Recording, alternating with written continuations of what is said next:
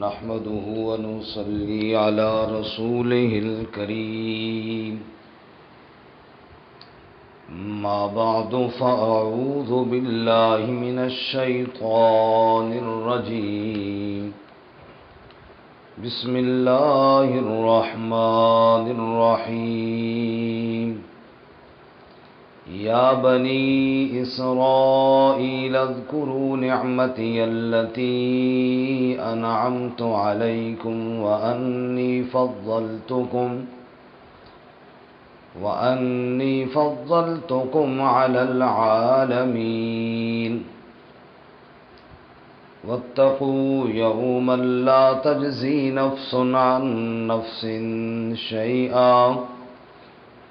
شيئا ولا يقبل منها عدل ولا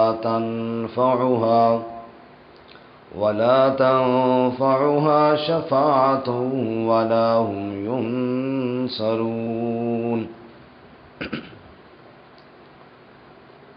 سبحان ربك رب العزة عما يصفون وسلام على المرسلين والحمد لله رب العالمين اللهم صل على سيدنا ومولانا محمد وعلى آل سيدنا ومولانا محمد وعلى آله وأصحابه أجمعين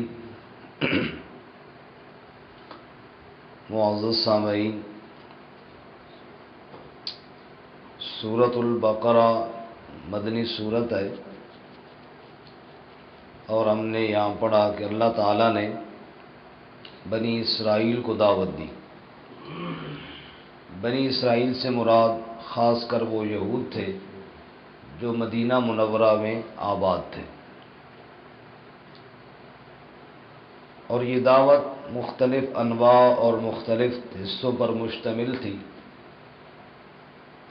اور یہاں پہ آ کے یہ دعوت مکمل ہو رہی ہے آج کے سبق میں، اور یہ تیسری دفعہ یا بنی اسرائیل آ رہا ہے یہاں پہ۔ جو ہم نے اس سے پہلے پڑھا ہے، اگر موٹی موٹی اس پہ نظر مار لیں تو آخری آیت کو سمجھنے میں آسانی ہو جائے گی۔ سورہ بقرہ شروع ہوئی، بالکل ابتدا میں اللہ تعالیٰ نے 3 جماعتوں کا ذکر کیا۔ سب سے پہلے متقین کا ذکر ہے پہلے صفحے میں، سورۃ البقرہ کے پہلے صفحے میں، اور متقین کی صفات بیان ہوئی۔ اس کے بعد اگلے صفحے میں یعنی صفحہ نمبر 4 میں، وہاں پر دوسری جماعت کا ذکر ہوا کافروں کا، ان الذین کفروا سے۔ اس کے بعد جو رکوع شروع ہو رہا ہے وہاں سے منافقین کا ذکر ہوا، وَمِنَ النَّاسِ مَن يَقُولُ آمَنَّا بِاللَّهِ، آیت نمبر 8 سے۔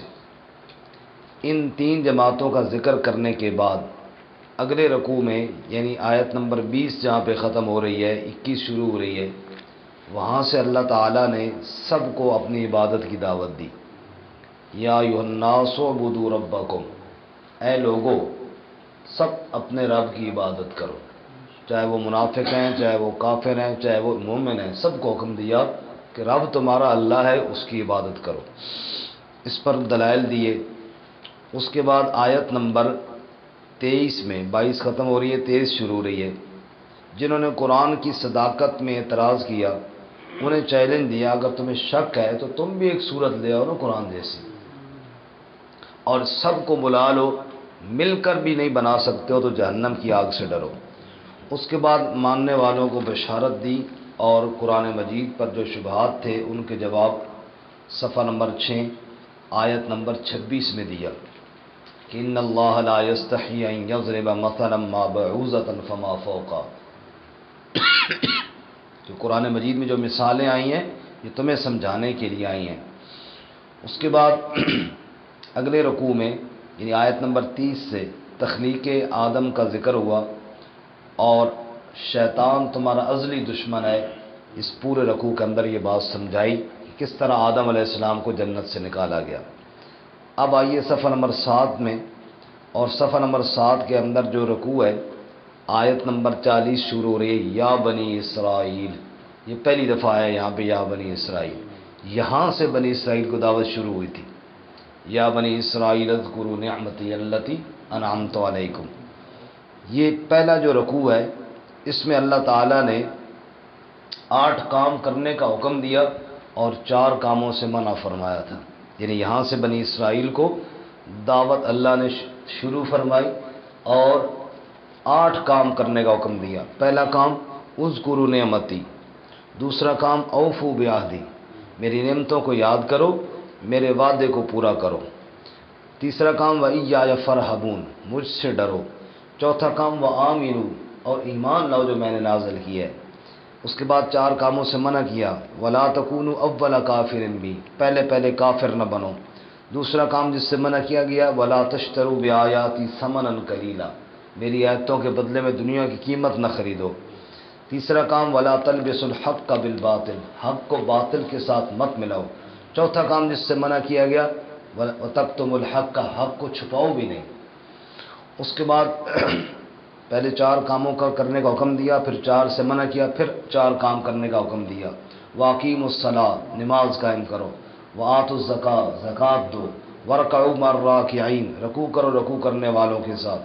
اور اگلی آیت میں وَاسْتَعِینُوا بِالصَّبْرِ وَالصَّلَاةِ، صبر اور نماز کے ذریعے مدد مانگو. تو یہ 8 کام جن کی کرنے کا حکم دیا اور 4 کاموں سے منع کیا. یہ اجمالی مختصر دعوت تھی یہودیوں کو. اس کے بعد اگلے آیت نمبر 47 سے دیکھو پھر آیا یا بنی اسرائیل اذکروا نعمتی. اسی صفحے میں رکوع پر اے بنی اسرائیل، صفحہ نمبر 8 ہے، آیت نمبر 47. یا بنی اسرائیل، یہ دوسری دفعہ فرمایا یا بنی اسرائیل. یہاں سے دعوت تفصیلی شروع ہوئی اور اس پہ اللہ تعالیٰ نے مختلف طریقوں سے بات سمجھائی. مثلا پہلے اللہ تعالیٰ نے ان کو نعمتیں یاد دلائیں. آیت نمبر 49 میں دیکھو وَإِذْ نَجَّيْنَاكُمْ مِنْ آلِ فِرْعَوْنَ، ہم نے تمہیں آل فرعون سے نجات دی. اگلی آیت میں دیکھو وَإِذْ فَرَقْنَا بِكُمُ الْبَحْرَ، ہم نے تمہارے لیے دریا سے راستے بنائے. اس سے اگلی آیت موسیٰ علیہ السلام سے 40 راتوں کا وعدہ لیا، تم نے بچڑے کو معبود بنایا، پھر ہم نے تمہیں معاف کیا. اس سے آگے وَإِذْ آتَيْنَا مُوسَى الْكِتَابَ، ہم نے موسیٰ علیہ السلام کو کتاب دی، معجزے دیے. اس سے آگے موسیٰ علیہ السلام نے جب تمہیں کہا تم نے ظلم کیا ہے، توبہ کرو اور قتل کرو اور یہ قتل تمہارے لیے بہتر ہے، پھر تم قتل کے لیے تیار ہوئے تو اللہ نے توبہ کو قبول کیا. آگے صفحہ نمبر 9 پہ آیت نمبر 57 وَظَلَّلْنَا عَلَيْكُمُ الْغَمَامَ، ہم نے بادلوں کا سایہ کیا تمہارے اوپر. وَأَنزَلْنَا عَلَيْكُمُ الْمَنَّ وَالسَّلْوَىٰ، من سلوہ نازل کیا. اور اگلے رکوع میں دیکھو وَإِذِ اسْتَسْقَىٰ مُوسَىٰ لِقَوْمِهِ، جب موسیٰ علیہ السلام نے پانی مانگا ہم نے پتھر سے 12 چشمے جاری کر دیے تمہارے لیے. یہ سارے انعامات دیے، لیکن تم وہ بدبخت اور ناشکری قوم ہو. رب نے سجدے کا حکم دیا تو انکار کیا. اور اس صفحے کی آخری آیت میں تم نے کہا ہمیں وہ چاہیے جو زمین اگاتی ہے، من بقلہا وقثائہا وفومہا وعدسہا وبصلہا، ہمیں سبزیاں چاہیے، دال مسور چاہیے اور پیاز وغیرہ چاہیے. آگے چلے جی. پھر اللہ نے ذلت تمہارے اوپر ماری. اس کے بعد پھر ان کے بڑوں کی کچھ کوتاہیوں کا بیان ہے. آیت نمبر 63 میں دیکھو ہم نے تم سے وعدہ لیا اور تمہارے اوپر طور اٹھایا، تم نہیں مان رہے تھے تورات کو تو طور تمہارے سروں پر لا کھڑا کیا، پھر تم پھر گئے اس وعدے سے. آیت نمبر 65 پھر ان لوگوں کو بھی تم جانتے ہو جنہوں نے ہفتے والے دن شکار میں گڑبڑ کی، پھر ہم نے ان کی شکلوں کو مسخ کر کے بندر بنا دیا ان کو. اور اس کے بعد آیت نمبر 67 موسیٰ علیہ السلام نے گائے ذبح کرنے کا حکم دیا، پھر تم نے ٹال مٹول کی، کبھی کہتے اس کی عمر کتنی ہو، کبھی کہتے اس کا رنگ کیسا ہو، کبھی کہتے وہ کام کیا کرتے ہو. اس کے رکوع کے آخر تک یہی بات ہے. اس کے بعد اگلے صفحے میں آیت نمبر 71 ختم ہو رہی ہے. ایک آدمی کو تم نے ناحق قتل کیا، الزام دوسروں پر دھر دیا، یہ تمہارے حالات تھے. اور پھر تمہارے دل سخت ہو گئے پتھروں کی طرح، پتھروں سے بھی سخت ہو گئے کیونکہ پتھروں سے پانی نکلتا ہے، تمہارے آنکھوں میں کبھی آنسو کا قطرہ بھی نہیں نکلا. اور اس کے بعد آیت نمبر 74 کے بعد 75 شروع ہو رہی ہے. یہاں سے بنی اسرائیل کے 5 گروہوں کا ذکر ہوا. پہلا گروہ وہ تھا جو اللہ کی کلام کو سن کر اس میں تبدیلی کرتا ہے. دوسرا گروہ منافقین کا، وَإِذَا لَقُوا الَّذِينَ آمَنُوا قَالُوا آمَنَّا، صفحہ نمبر 12 پہ آ جائے. تو ایمان والوں سے ملتے کہتے ہم یہ تمہارے ساتھ ہیں، آپس میں ملتے تو ایک دوسرے کو ایمان سے روکتے. تیسرا گروہ وَمِنْهُمْ أُمِّيُّونَ، جاہلوں کا تھا جو صرف امیدیں باندھ کر بیٹھے ہوئے جنت میں ہم نہیں جانا ہے. چوتھا گروہ کاتبین کا تھا جو تورات لکھتے اور اپنی مرضی کی باتیں بیچ میں لکھ دیتے. اور پانچواں گروہ ان صاحبزادوں کا تھا جو کہتے ہم تو جہنم میں جائیں گے نہیں جی، ہم تو نیک لوگوں کی اولاد میں سے. فرمایا یہ وہ بد نصیب قوم ہے جس کے اندر ایسے گروہ موجود ہے. اس کے بعد اگلے رکوع سے دیکھیں آیت نمبر 82 جہاں پہ ختم ہو رہی ہے، وہاں پہ رسول اللہ صلی اللہ علیہ وسلم کے دور کے جو بنی اسرائیل تھے، جو یہودی تھے، ان کی عہد شکنیوں کا بیان تھا. اللہ نے تم سے وعدہ لیا کہ میری عبادت کرنا، والدین سے حسن سلوک کرنا، رشتہ داروں سے اچھے اخلاق سے پیش آنا، نماز قائم کرنا، زکوٰۃ ادا کرنا، لیکن اس وعدے سے تم پھر گئے. آگے صفحہ نمبر 13 پہ آئیے.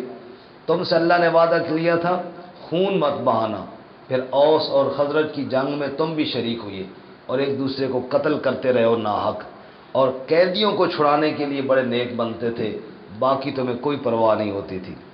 اس کے بعد اسی صفحے کے آخر میں دیکھیں وَلَمَّا جَاءَهُمْ كِتَابٌ مِّنْ عِندِ اللَّهِ، صفحہ نمبر 13 کے آخر پہ، جب اللہ کی طرف سے عظیم الشان کتاب آئی اور تم نبی پاک کے آنے سے پہلے اور قرآن کے آنے سے پہلے دعائیں کرتے تھے یستفتحون علی الذین کفروا، اے اللہ ہمیں کافروں پر فتح دے، ہم تیرے نبی پر ایمان لائیں گے. فلما جاءہم ما عرفوا کفروا بھی، وہ آخری نبی جب آیا تو تم نے کفر ہی کر دیا اس کے ساتھ. فلعنت اللہ علی الکافرین، اللہ کی لعنت ہو کافروں پر، تم لعنت کے حقدار ٹھہرے. اس کے بعد انہوں نے چونکہ اپنے ساتھیوں کو مطمئن کرنے کے لیے کہا وہ جی ہم تورات کو مانتے ہیں باقی قرآن کو نہیں مانتے، ہمیں ضرورت نہیں ہے. اس کا اللہ نے رد کیا. چنگے تورات کو مانتے ہو، پہلے انبیاء کو قتل کرتے آئے ہو، موسیٰ علیہ السلام طور پہ گئے بچڑے کو معبود بنا لیا. چنگے تورات کو مانتے ہو، طور پہاڑ تمہارے اوپر اٹھایا گیا، چنگے مانتے ہو تورات کو. ان کا جی جنت میں صرف ہم نہیں جانا ہے. فرمایا موت کی تمنا کرو نا، پھر دنیا میں کیا کر رہے ہو. اگلے صفحے نمبر 15 پہ آئیے. پھر انہوں نے ایک عجیب بات کی جس کا رد کیا. ان کا جی جبرائیل علیہ السلام وہی لے کر آتے ہیں اس لیے ہم نہیں مانتے، اگر کوئی اور فرشتہ لاتا تو ہم مان جائیں. اس کا رد کیا. جبرائیل کی دشمنی نہ کرو، پھر رب سے دشمنی کرو، کیونکہ جبرائیل تو اللہ کے حکم سے آتا ہے. لیکن تم نے اللہ کی کتاب کو چھوڑا اور جادو کی کتابیں پڑھنا شروع کی. آگے اور پھر اس کا الزام لگایا سلیمان علیہ السلام پر، وما کفر سلیمان، حالانکہ سلیمان علیہ السلام نے کفر نہیں کیا، شیطانوں نے کفر کیا. اگلے صفحے پہ آئیے، صفحہ نمبر 16 پہ. پھر یہ شرارتیں کرتے اور نبی پاک صلی اللہ علیہ وسلم کی بے ادبی کرتے.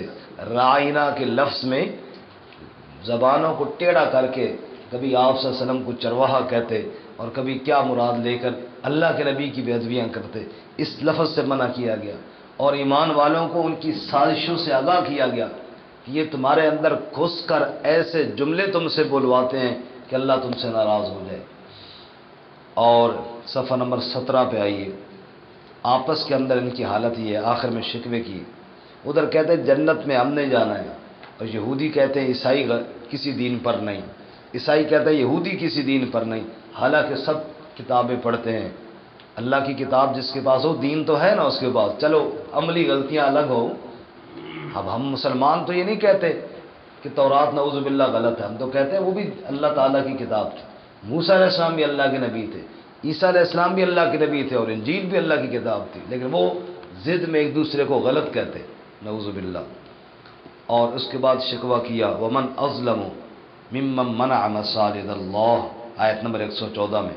اس سے بڑا ظالم کون ہے جو اللہ کی مسجدوں سے روکے. اور آیت نمبر 116 میں کہا وقالوا اتخذ اللہ ولدا، انہوں نے اللہ کی اولاد بنائی ہے حالانکہ اللہ اولاد سے پاک ہے. آیت نمبر 118 میں کہا عجیب لوگ ہیں، کہتے ہیں اللہ ہم سے کلام کیوں نہیں کرتا، اللہ وہی بھیجتا ہے اپنے نبی کی طرف، ہم سے کیوں نہیں بات کرتا. اور آخر میں جو ہم نے کل سبق پڑھا صفحہ نمبر 18 پہ آئی، اس میں آپ صلی اللہ علیہ وسلم کو تسلی دی انا ارسلناک بالحق، ہم نے آپ کو حق کے ساتھ بھیجا ہے، بشیر اور نذیر بنا کر بھیجا ہے۔ اور یہ یہودی اور عیسائی اس وقت تک راضی نہیں ہوں گے جب تک آپ ان کے دین پر نہ آ جائیں۔ اس لیے آپ کہیں ہدایت اللہ کی ہدایت ہے، ہم کسی کی خواہشات میں آنے والے نہیں ہیں۔ یہاں تک کہ ساری دعوت دی اور آخر میں پھر فرمایا یا بنی اسرائیل، اور یہ تیسری دفعہ ہے، شروع سے بھی ہم نے دیکھا یہ ساری دعوت دی اور پھر آخر میں کہا یا بنی اسرائیل، اے بنی اسرائیل۔ واللہ تعالیٰ نے یہاں پر پھر ان کا لقب ذکر کیا، اور تم میرے نبی یعقوب علیہ السلام کی اولاد میں سے ہو۔ اذکروا نعمتی، یاد کرو میری نعمت کو، التی انعمت علیکم، جو میں نے تم پر انعام کی تھی، وانی فضلتکم علی العالمین، اور میں نے تمہیں سارے جہان والوں پر فضیلت دی تھی۔ یہاں پہ اللہ تعالیٰ نے ساری ان کی غلطیاں کوتاہیاں بیان کر کے آخر میں پھر ان کو غیرت دلائی اور ایمان کی دعوت دی۔ وہ میری نعمتوں کو تو یاد کرو، اللہ نے کتنے تمہارے اوپر انعامات کیے، اور پھر تم اللہ کے ساتھ کفر کرتے ہو، اور پھر تم اللہ کے نبی صلی اللہ علیہ وسلم کا انکار کرتے ہو۔ اور آگے ڈرایا اگلی آیت میں، فرمایا واتقوا یوما، ڈرو اس دن سے، لا تجزی نفس عن نفس شیئا، کوئی نفس کسی نفس کے کچھ بھی کام نہیں آئے، ولا یقبل منها عدل، نہ کوئی بدلہ لیا جائے گا، نہ سفارش نفع دے گی، ولا هم ینصرون، اور نہ مدد کیے جائیں گے۔ یہاں پہ یہ وہ بات بالکل اسی طرح کی آیت پہلے گزر گئی ہے یا بنی اسرائیل میں، وہاں پر یہ بات کی تھی، دوبارہ سن لیجیے۔ بھائی دنیا کے اندر اگر کوئی بندہ پکڑا جائے، اس کی رہائی کی 4 صورتیں ہوتی ہیں۔ کتنی صورتیں جی؟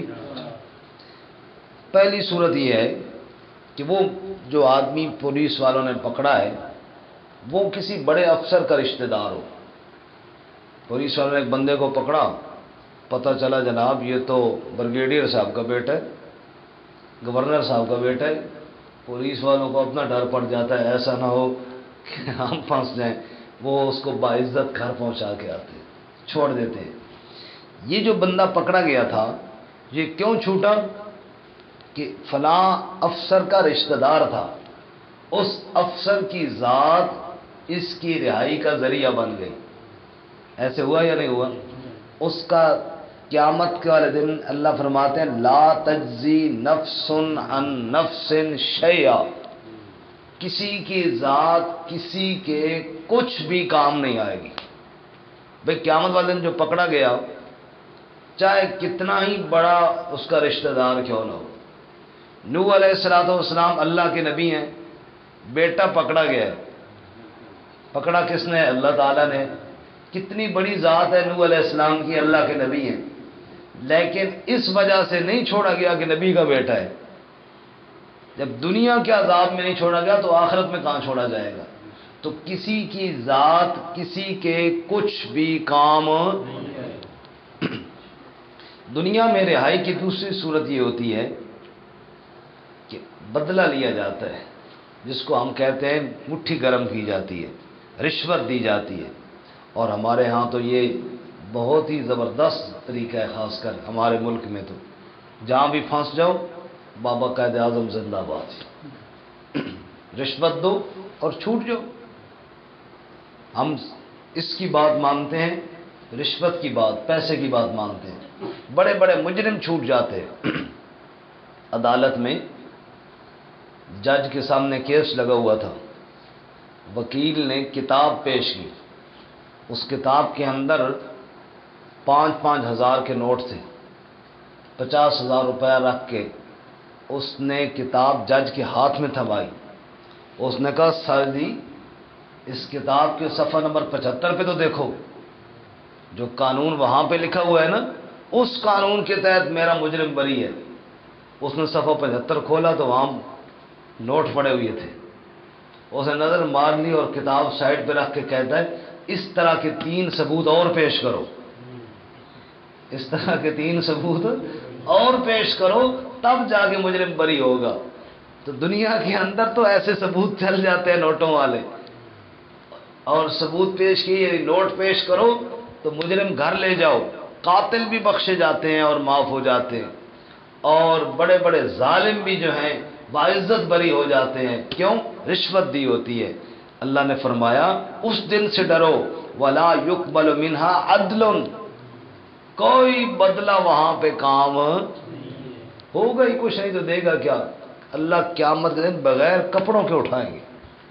باقی تو رہا نا اپنی جگہ پہ، جیب بھی کوئی نہیں ہوگی. جب لباس ہی نہیں ہوگا تو جیب کہاں پہ ہوگی. اللہ دن قیامت کے اس کو ٹوپی کے بغیر، جوتوں کے بغیر، لباس کے بغیر اٹھائیں گے. اور حضرت اماں عائشہ صدیقہ نے پوچھا تھا یا رسول اللہ مرد و عورت ایک میدان میں بغیر لباس کے ہوں گے؟ تو میرے نبی نے فرمایا تھا عائشہ والامر اشد من ان ينظر بعضهم بعضا، اتنا شدید دن ہوگا کہ آنکھ اٹھا کر دیکھنے کی تو کسی کو ہمت ہی نہیں ہوگی. سب کی آنکھیں جھکی ہوئی ہوں گی اور دل دھڑک رہے ہوں گے، کلیجے منہ کو آئیں گے اور ہر ایک آدمی نفسی نفسی کے عالم میں ہوگا. تو کسی کے پاس کچھ ہوگا ہی نہیں تو دے گا کیا.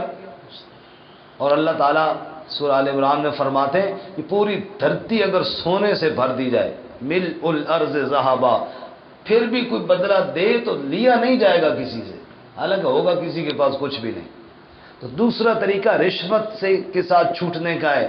اللہ کہتے ہیں اس دن سے ڈرو جس دن رشوت کام نہیں آئے گی اور رشوت سے ساتھ چھوٹنے کا خیال اور تصور بھی نہیں ہوگا.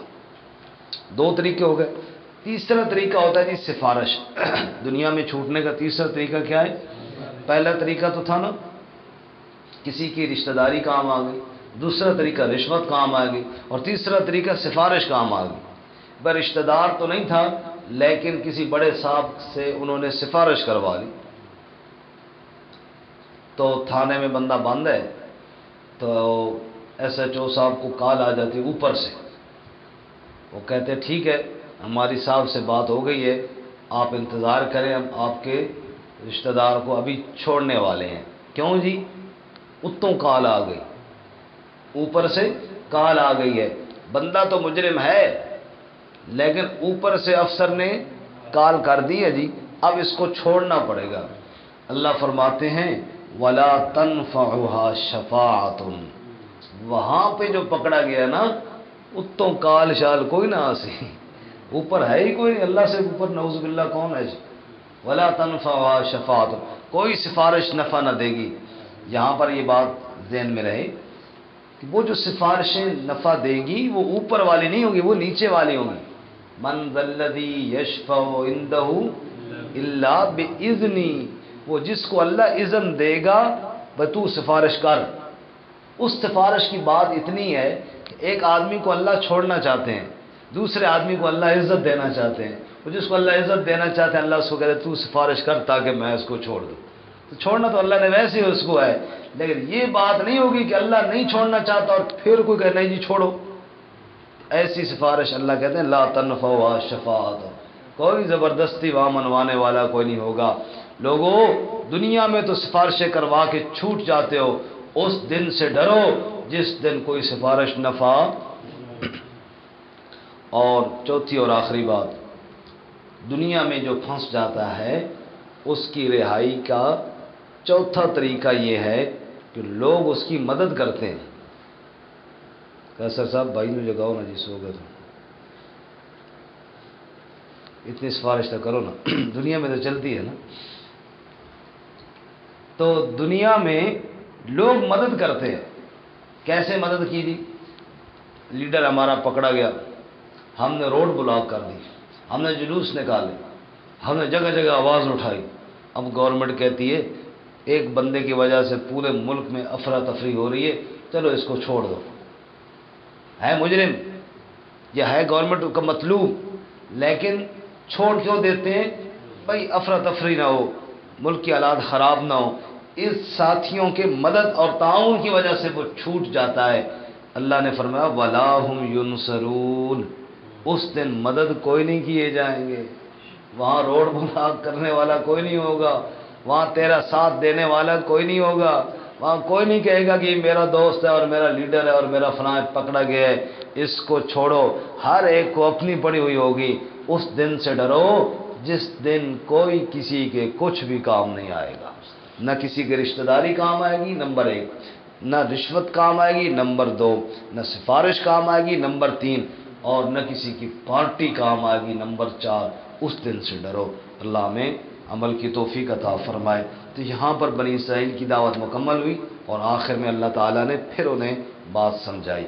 یا بنی اسرائیل، اے بنی اسرائیل، اذکروا نعمتی، یاد کرو میری نعمت کو، التی انعمت علیکم، جو میں نے تم پر انعام کی، وانی فضلتکم علی العالمین، اور بے شک میں نے تمہیں فضیلت دی تمام جہانوں پر۔